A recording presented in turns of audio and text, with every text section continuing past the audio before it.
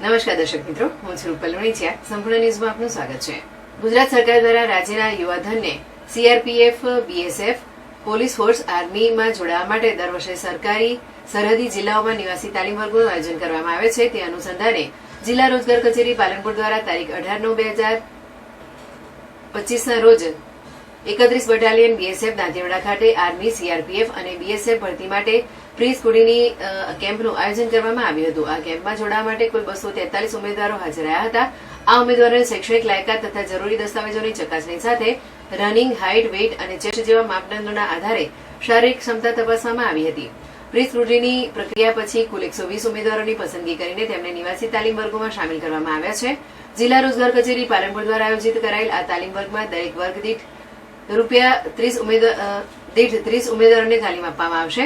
તારીખ 18/9/2025 થી પ્રથમ તાલીમ વર્ગની શરૂઆત થઈ ચૂકી છે, જ્યારે બાકીના વર્ગોની તાલીમ તબક્કાવાર કરવામાં આવશે, જેમાં યુવાનોને 30 દિવસ માટે રહેવા, જમવા અને ફિઝિકલ તાલીમ પણ આપવામાં આવશે અને દિવસ દરમિયાન જનરલ નોલેજ, ગણિત, વિજ્ઞાન, અંગ્રેજી અને કોમ્પ્યુટર વિષયનું નિષ્ણાત શિક્ષકો દ્વારા લેક્ચર આપી લેખિત અને ફિઝિકલ માટે તૈયાર કરવામાં આવશે, જેમાં ઉમેદવારોને ટ્રેકસૂટ, બૂટ અને અભ્યાસ માટે સ્ટેશનરી આપવામાં આવશે.